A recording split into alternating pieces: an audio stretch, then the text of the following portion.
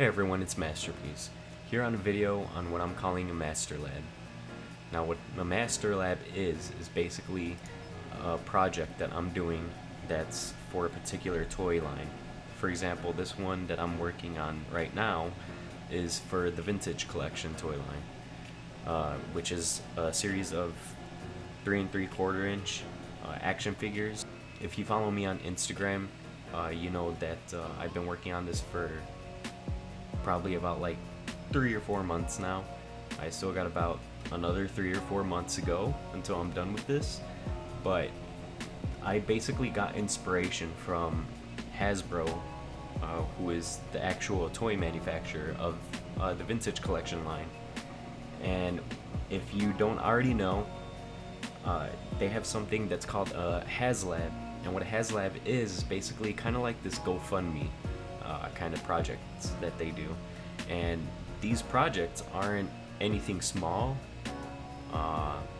They're not even necessarily meant for kids. They're more for collectors. They're big collector releases. And what I mean by that is that they're one of their first HasLabs, if not the first HasLab that they've ever made, was Jabba's Sail Barge, which is massive.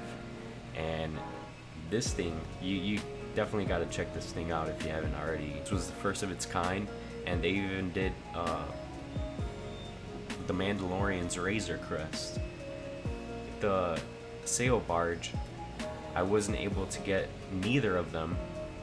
I wasn't able to back neither of them when they were first released because I wasn't even collecting at that time. I think I started collecting the Vintage Collection and Black Series action figures right around the time that the Razor Crest finished funding. So unfortunately for me, I had to buy the Razor Crest off of the secondary market at a ridiculous amount of money.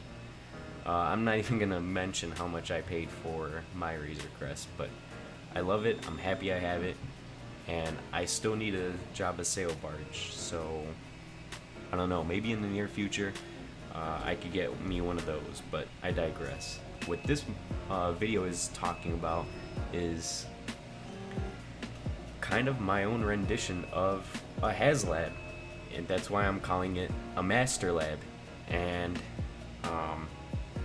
you know, during COVID, I really had a lot of free time, like most people did, and so I decided to pick up the hobby of 3D printing. And during that time, I got to talk to a lot of people within the 3D printing community. Some people that make and sell like cosplay props, their own action figures, stuff like that. People that have their own 3D printing business and make money, serious money off of this. And I just decided that one day I wanted to create my own STL files, and you know, I would play around with a program called Tinkercad. I don't know if some of you are familiar with it. It's a free online kind of 3D modeling render STL file maker. Now I tend to use something different. I use Blender. That's the main one that I use now to make most of my STL files and all that kind of stuff. But basically, I was kind of unhappy with the amount of times that we were not getting HasLabs or product that would be released for the Vintage Collection. And so I decided to make my own STL files of my own playsets or my own vehicles for the Vintage Collection. And if you follow me on Instagram, you can see that I just recently finished up the Mos Eisley Cantina, and that was a project that took me about like maybe,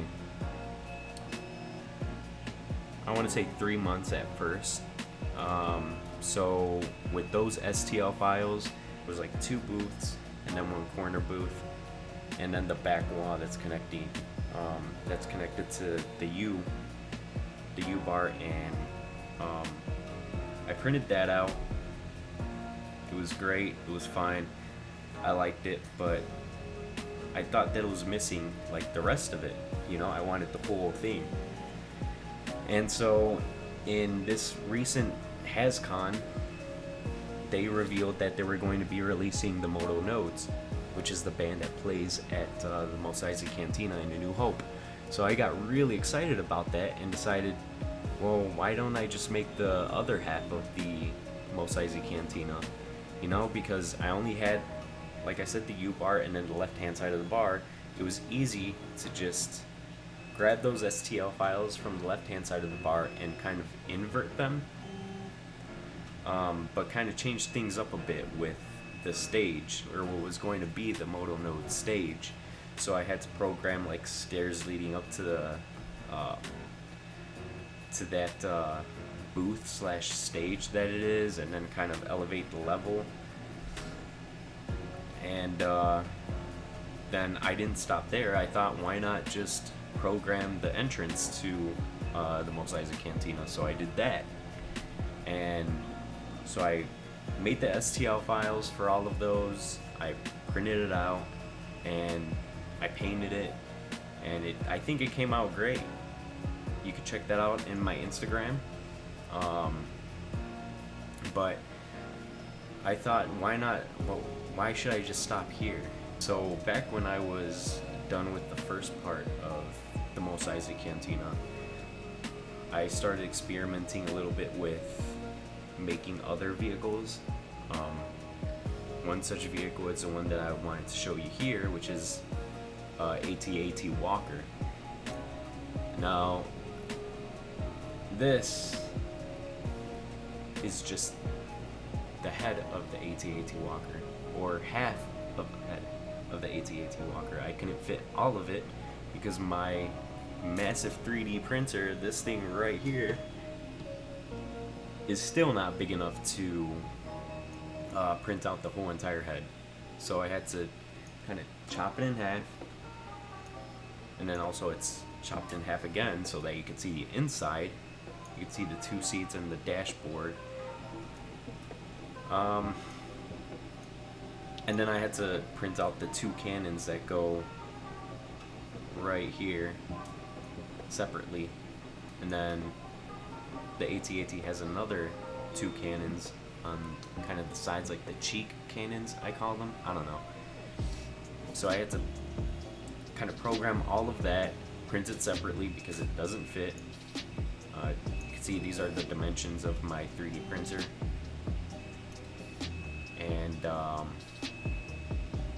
yeah, so for those of you that do follow me on Instagram, you know that this has been a project for a while now, and I actually just got done printing all of the head of the AT-AT Walker. So it's complete. The cannons are done, the first half, the second back half of the head, and even this part that's missing right here, I just wanted it to be cut in half to put figures in it, but it does come off.